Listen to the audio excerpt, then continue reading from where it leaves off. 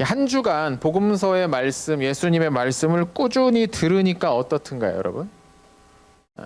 아직 약발이 잘 안 오죠? 근데 띄엄띄엄 일주일에 한 번씩만 하나님 말씀 들을 때랑 매일매일 하나님의 말씀을 들을 때랑 이게 훨씬 더 두 번째가 하나님의 말씀이 친밀하게 느껴집니다. 그렇잖아요, 여러분. 여러분 친구를 여러분 엄마 아빠를 일주일에 한 번씩만 만나는 거랑 매일매일 만나는 거랑 어느 쪽이 더 가깝게 느껴지겠어요? 당연한 거죠. 우리가 예수님을 만날 때도 매일매일 하나님 말씀을 읽고 묵상하면서 그분을 만나는 거랑 일주일에 한 번 띄엄띄엄 잠깐 떠올리는 거랑은 이 차원이 다르죠. 깊이의 차원이 다를 수밖에 없습니다. 이제 우리가 일주일 해봤지만 앞으로 이제 꾸준히 그렇게 말씀을 읽고 묵상하고 또 여러분이 속해 있는 각 반별, 우리 목장별 선생님과도 친구들과도 묵상한 내용을 나누고 하다 보면 하나님의 말씀이 우리 안에 깊이 들어오게 될 겁니다. 그 맛을 느껴본 친구도 있고 아직 느껴보지 못한 친구도 있고 하겠죠. 근데 여러분이 우리 중등부가 올 한 해 이 말씀의 능력, 말씀의 참 맛을 좀 다들 경험해 봤으면 좋겠습니다. 아멘. 아멘. 근데 여러분 이 말씀의 참 맛을, 말씀의 능력을 경험하는 것은 무슨 특별한 방법이 있는 게 아니에요. 무슨 비법이 있는 게 아니에요. 어디 가서 막 기도를 열심히 했더니 갑자기 하늘에서 뭔가 꽝 하고 쏟아져 내려가지고 말씀이 좋아지더라. 이런 게 있는 게 아닙니다. 이게 말씀의 맛을 느끼는 건 처음에는 이게 익숙하지 않고 불편한데 그래도 그걸 참고서 계속 읽고 접하고 하는 과정을 통해서 조금씩 일어나는 겁니다. 이 변화는 조금씩 일어나는 거예요. 그래서 우리의 인생을 바꾸는 결정적인 사건은 대개 그렇게 일어납니다. 한 방에 크게 엄청나게 일어나는 게 아니고 오래 조금씩 쌓여서 우리의 인생에 큰 변화가 일어나는 거예요. 근데 그 안에 들어있는 사람은 그걸 모르죠. 한 방에 무슨 로또라도 당첨될 줄 알고 그렇게 막 엄청난 일이 한 방에 일어나서 대박 날 줄 알고 그렇게들 착각들을 하고 생활을 하는데 사실 진짜는 그렇게 되는 게 아니죠. 매일매일 정말 조금씩 보이지도 않는 것 같지만 그게 쌓여서 우리의 인생을 변화시킨다는 겁니다. 여러분 성적이 단번에 안 올라요. 여러분 다 알잖아요. 그죠? 시험 기간이라고 3일 열심히 공부한다고 성적이 오르냐고. 안 오르지. 평소에 하던 대로 가는 거죠. 그렇습니다. 이 말씀의 맛을 느끼는 것도 그렇다는 거죠. 그러니까 우리가 꾸준히 이 말씀을 읽고 묵상하고 해야 된다는 겁니다. 어제 우리가 랜선 집회를 했었죠. 어제 들은 말씀 다 기억이 나나요, 여러분? 여기 참석 안 했나? 여기 있는 친구들은? 다 기억나나요? 뭐 나는 것 같기도 하고 가물가물하기도 하고 뭐 그렇죠. 안 들은 친구가 있으면 의진이 들었니? 의진이 안 들은 것 같아. 유튜브에 꼭 들어가서 다시 한번 들어봅시다. 알겠죠? 밴드에도 올려놨으니까 한번 찾아서 들어보세요. 어제 목사님 얘기를 했습니다. 이렇게 바울의 사람들은 바울이 예수님을 믿고 나서 많은 것을 잃어버렸다고, 많은 것을 놓쳤다고, 기회도 사라졌다고 그렇게 생각을 했어요. 손해봤다고, 불쌍하다고. 하지만 사실은 그 반대라고 이야기했죠. 바울은 예수님을 믿음으로써 가장 중요한 것, 가장 많은 것을 얻었습니다. 근데 오늘날에도 많은 사람들이 예수님을 믿는 일을 비난하거나 조롱할 때가 많이 있습니다. 예수님을 믿는다는 것을. 그러나 우리는 예수님을 믿는 것을 부끄러워하지 말고 오히려 자랑스럽게 여겨야 한다고 어저께 이야기를 했죠. 예수님은 우리에게 구원과 영생이라는 선물을 주셨습니다. 그러니까 우린 자랑스러워해야 돼. 예수님을 믿는 걸. 물론 그렇다고 해서 일부 기독교인들이 하는 이상한 행동까지 우리가 자랑스러워할 필요는 없겠지만 여러분 좀 힘을 냈으면 좋겠습니다. 화이팅을 좀 했습니다. 자, 오늘 본문 누가복음 10장에서 누가는 예수님께서 제자들을 여기저기로 보내셨다는 이야기를 합니다. 예수님의 제자가 몇 명이에요? 12명인 줄 알고 있었죠. 근데 오늘 성경에 보니까 지금 몇 명이 나옵니까? 10장 1절에 보니까 70명이 나옵니다. 예수님의 제자가 12명만 있었던 게 아니고 오늘 본문에 보니까 70명도 있었어요. 그리고 더 많이 있었죠. 12명은 그 여러 제자들 중에 가장 가까이 데리고 다니셨던 제자가 12명이란 얘기고 그보다 실제로는 훨씬 더 많은 사람들이 예수님을 따라다녔다는 겁니다. 그 중에 70명이 오늘 본문에 등장을 합니다. 근데 예수님께서 이 70명을 따로 불러가지고 이 70명이 해야 될 일을 가르쳐 주셨어요. 첫 번째로 한 일이 뭐냐면 예수님이 제자들을 2명씩 짝을 지었어요. 그럼 총 몇 그룹이 나오겠어요?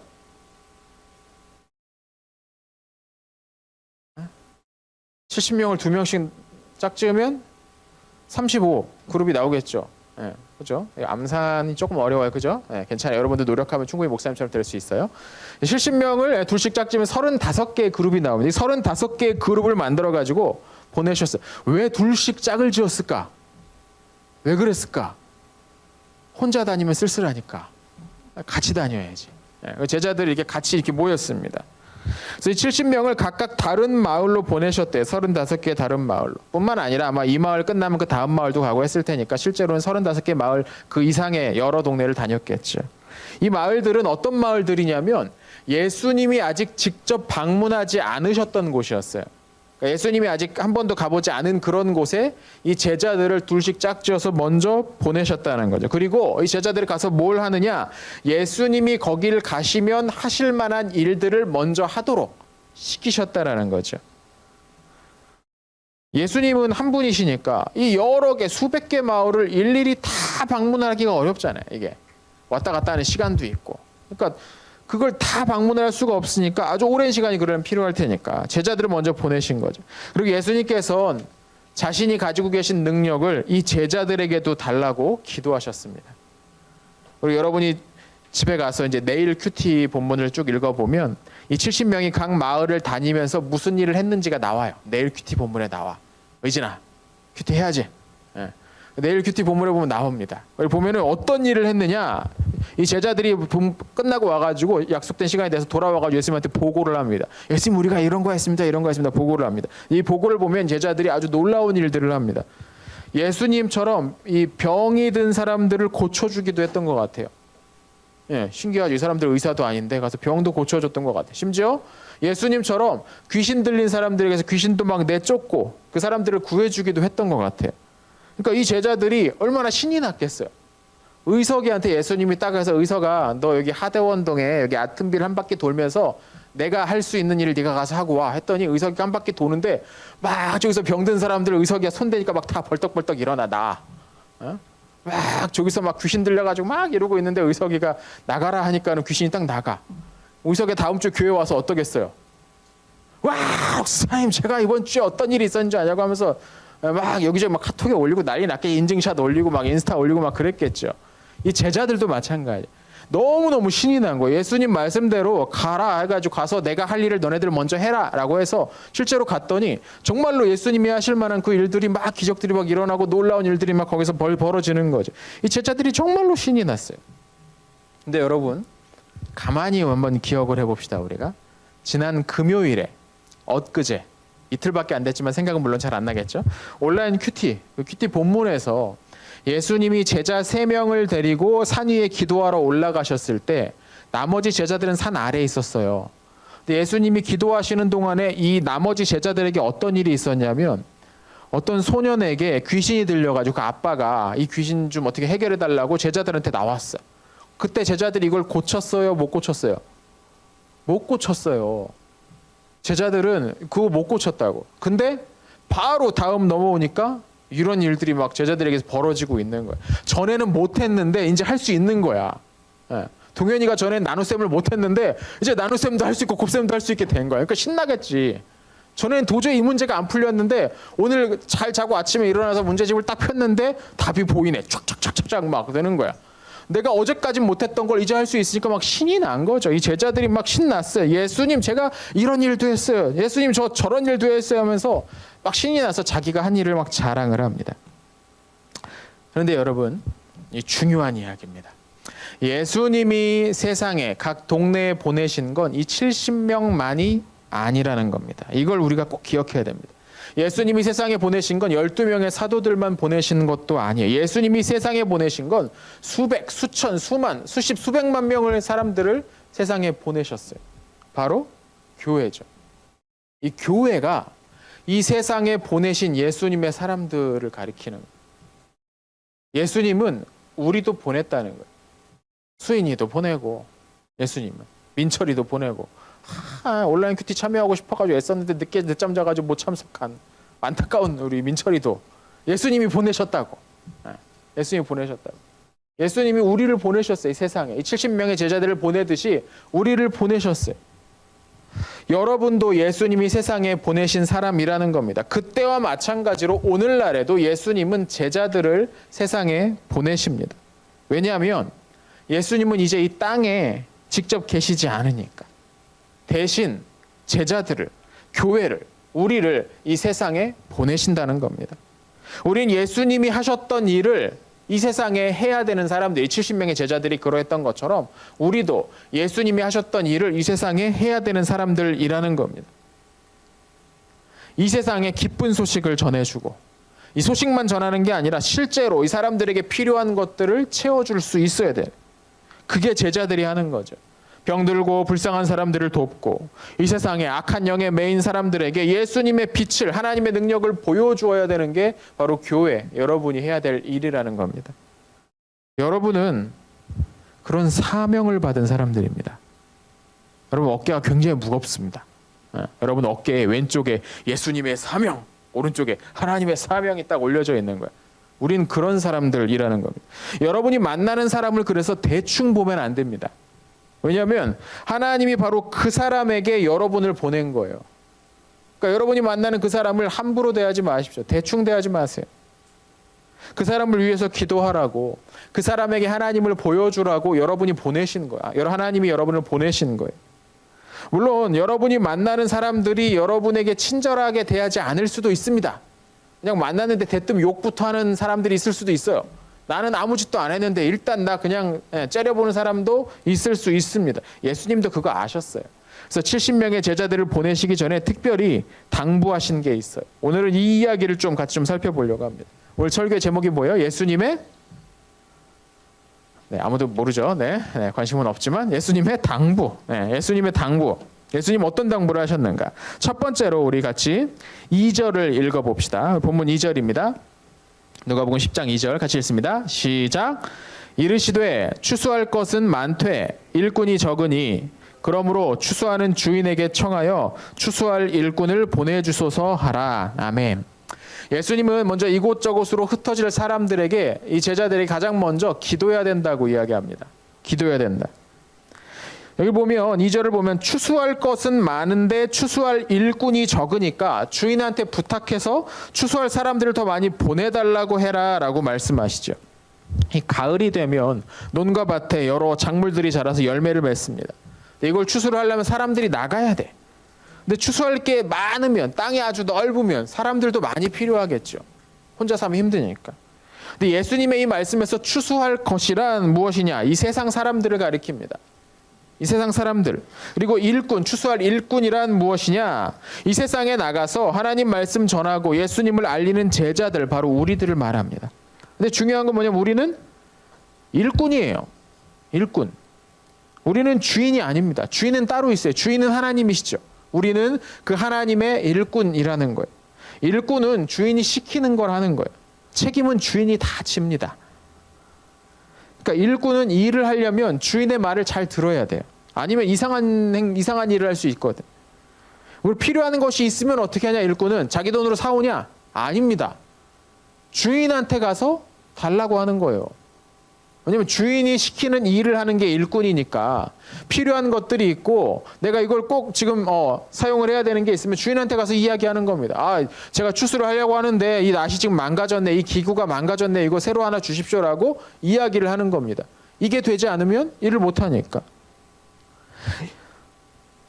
이 밭이 이 세상에 하나님의 것이면 우리가 일꾼으로서 일하면서 필요한 것은 하나님께 달라고 할 수 있는 거죠.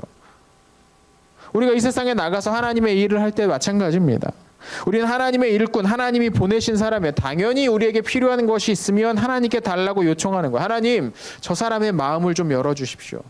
저 사람이 지금 마음이 꽉 닫혀가지고 제 말을 전혀 들으려고 하지 않네요. 하나님, 이 마음을 좀 열어주십시오. 기도할 수 있는 거죠. 하나님, 저 사람에게 지금 이런 게 필요한데 제가 가진 게 없어서 이걸 줄 수가 없네요. 하나님, 대신 좀 이거 좀 저 사람에게 좀 주셔야겠습니다 라고 기도할 수 있는 거죠. 그럼 하나님의 일은 내가 가진 힘으로만 하는 게 아닙니다. 그건 내 일을 할 때는 내가 가진 힘으로 하는 거겠죠. 그러나 하나님의 일을 할 때는 하나님이 주시는 힘으로, 하나님이 주시는 자원으로 하는 겁니다. 첫 번째, 일꾼들은 뭘 해야 된다고요? 기도해야 된다고. 따라해 봅시다. 기도해야 됩니다. 따라 안 하고 있습니다. 우리랑 친구들. 자, 기도해야 됩니다. 네. 두 번째. 예수님의 두 번째 당부는 무엇이냐면 너무 염려하지 말라는 겁니다. 우리 같이 4절을 읽어봅시다. 4절 읽습니다. 시작. 전대나 배낭이나 신발을 가지지 말며 길에서 아무에게도 문안하지 말며. 전대가 뭐냐? 돈을 넣어두는 띠예요. 지갑 같은 거라고 생각하면 돼요. 이렇게 힙색 같은 거. 여러분 배낭은 다 알죠? 여러분 짐을 넣어 갖고 다니는 가방을 배낭이라고 부릅니다. 예수님은 하나님의 일을 하러 나가는 제자들에게 지갑도 가져가지 말고 짐도 챙겨가지 말고 신발도 가져가지 말래요. 신발을 가져가지 말라는 이야기가 잘못 이해하는 친구들이 있어요.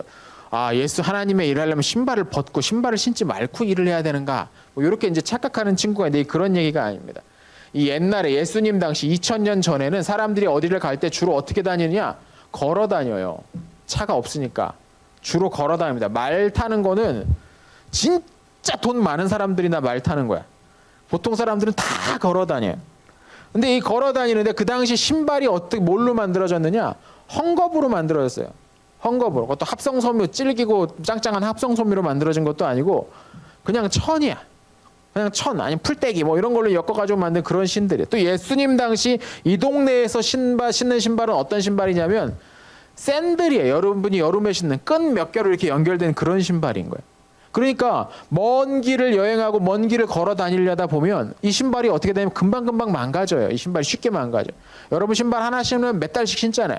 근데 이 시대는 그렇게 신을 수가 없어요. 그러니까 먼 길을 가려면 일단 신발 한 대여섯 개 챙기는 게 기본이라는 거죠. 예수님이 말씀하신 건 그거예요. 그런 것도 갖고 다니지 말라고. 아무것도 그런 거 나 이것도 준비해야 되는데 저것도 준비해야 되는데 그게 염려하지 말라는 거예요.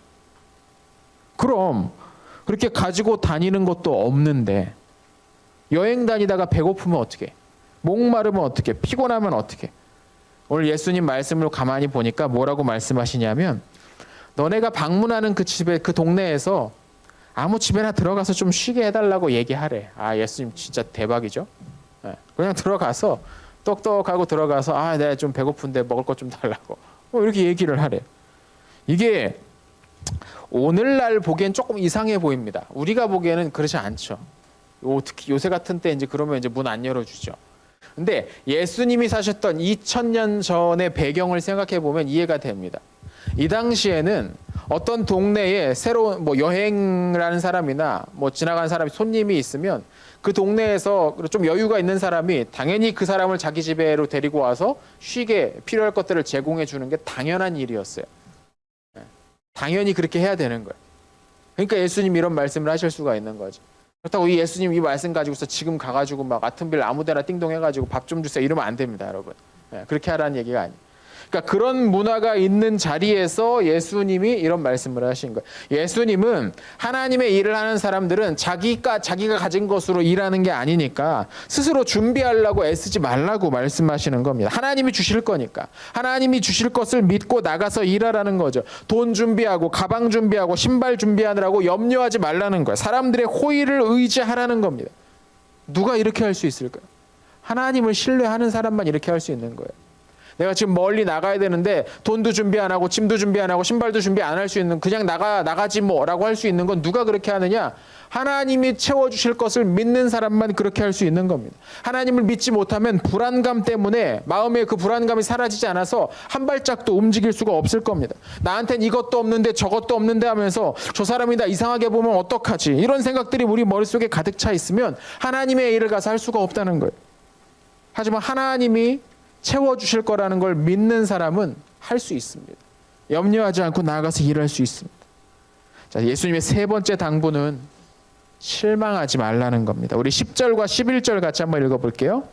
보면 10절과 11절입니다. 누가복음 같이 읽습니다. 성경을 펴보세요. 빨리 펴보세요.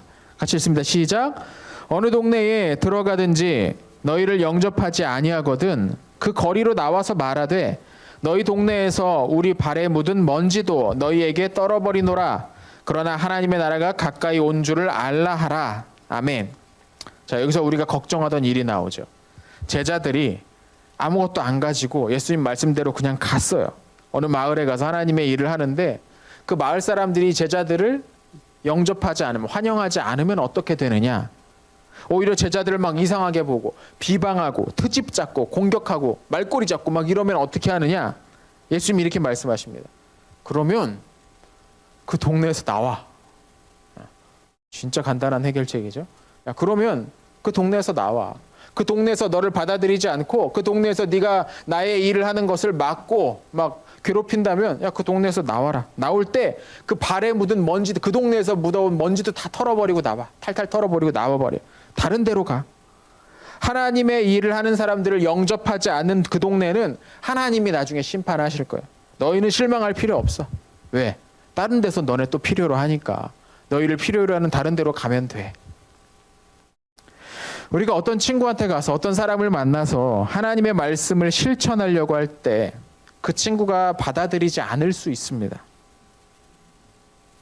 또 일단 그런 마음이 막 생기죠. 제가 내가 이렇게 했는데 좀 이상하게 보면 어떨까? 그런 일이 일어나면 굉장히 실망스럽습니다. 나는 좋은 마음을 가지고 이렇게 해가지고 했는데 저 사람은 나를 오해하고 나에 대해서 막 이상한 얘기를 하고 그러니까 나를 받아들이지 않아. 이 하나님의 내가 일을 하려는 걸 받아들이지 않아. 그럼 너무 실망스럽고 좌절스럽고 그렇습니다. 막 집에 가가지고 막 역시 괜히 했어. 이런 거 하면 안 되는데 막 혼자서 막 꽁얼꽁얼대고 막 그럴 수도 있습니다.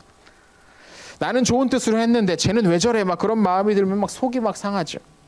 하지만 여러분, 예수님 말씀처럼 우리는 그런 일들을 바라볼 때에 너무 속상해할 필요 없습니다. 실망할 필요가 없습니다. 화를 내면서 복수를 다짐할 필요도 없어요, 여러분. 제가 감히 나를 안 받아들 복수할 거야, 막 점찍고서 막 그럴 필요 없다는 거죠. 왜? 그런 건 나중에 하나님이 다 아시고 알아서 심판해 주실 거예요. 그때 하나님의 우리의 속상함도 다 위로해 주실 겁니다. 그러니 우리가 할 수 있는, 일할 수 있는 다른 곳으로 가서 또 새롭게 일을 하면 된다는 겁니다. 자, 세 가지, 예수님의 당부 세 가지가 뭐예요? 첫 번째, 일하기 전에 기도하라. 두 번째, 염려하지 말아라. 세 번째, 바로 직전에 얘기했는데 자, 세 번째 뭐예요? 실망하지도 말아라. 실망하지도 말아라. 올해 초 목사님이 여러분에게 설교를 했던 말이 있는데 기억하나 모르겠습니다. 예수님이 이 세상에 희년, 기쁨의 해를 선포하러 오셨다. 우리가 바로 예수님이 선포하신 그 희년, 기쁨의 해를 이 세상에 알려주어야 된다. 예수님은 이 세상을 그런 곳으로 바꾸시기 위해서 교회를 세우셨다. 이런 이야기를 했었죠. 여러분은 하나님의 일을 해야 되는 사람입니다. 물론 이거 쉽지 않을 겁니다. 여러분이 하나님의 말씀을 듣고 실천하려고 마음 먹으면 바로 사탄이 방해를 시작할 거예요. 야, 너 능력도 없잖아. 야, 너 잘하는 것도 없잖아. 야, 네 성격으로 무슨 하나님의 일을 하냐. 막 계속 우리를 방해를 할 겁니다. 여러분은 그때 예수님의 말씀을 기억해야죠. 우리는 일꾼이고 일꾼에게 필요한 건 하나님이 주시는 겁니다. 우리가 잘나서 우리의 성품이 아주 좋아서 우리가 능력이 아주 뛰어나서 하나님의 일을 하는 게 아니고 하나님이 시키는 일을 하겠다고 마음 먹었으니까 우리는 할 수 있는 겁니다. 우리는 염려할 필요도 없어요. 스스로 너무 작다고 생각할 필요 없습니다. 우리가 준비하지 않아도 하나님의 일을 할 때 하나님이 필요한 것을 주실 겁니다. 저는 성적이 아직 충분하지 않아요. 성적 조금 올리고 하나님의 일을 할게요. 말도 안 되는 얘기입니다. 안 올라 여러분. 그렇게 해서 저는 돈이 좀 부족해서 돈 좀 벌고 나서 하나님의 일을 할게요. 여러분, 지갑을 챙기지 말고 가방을 챙기지 말고 하나님이 주실 것을 기대하면서 하나님의 일을 하는 겁니다. 지금 내가 할 수 있는 하나님의 일을 하면 되는 겁니다. 우리를 비방하고 못살게 구는 사람 때문에 너무 실망하지도 맙시다. 예수님도 우리 못지않게 비난받고 욕먹고 심지어 예수님 맞기도 하시고 끝내는 죽임당하기까지 하셨죠. 예수님은 우리가 받고 있는 괴로움 우리보다 훨씬 더 잘 아십니다. 그리고 하나님의 일을 하는 사람들에게 악한 일을 하는 사람들은 하나님이 심판을 하실 겁니다. 그러니 실망하지도 맙시다. 우리 수련회 기간 동안 말씀에 깊이 좀 빠져들었는지 모르겠습니다. 사실 수련회, 이번 수련회 프로그램 전체가 우리가 말씀에, 하나님 말씀에 좀 더 집중하도록 만들기 위한 그런 프로그램들이었어요. 지금 이제 여러 개 참여한 친구들 많이 있죠. 저기 뒤에 게시판에 이제 벌써 여러 개 우리 미션 달성한 친구들도 이제 나와 있습니다. 이번 한 주도 여러분 말씀 묵상하면서 하나님의 일을 잘하는 좋은 일꾼, 예수님의 제자가 되었으면 좋겠습니다.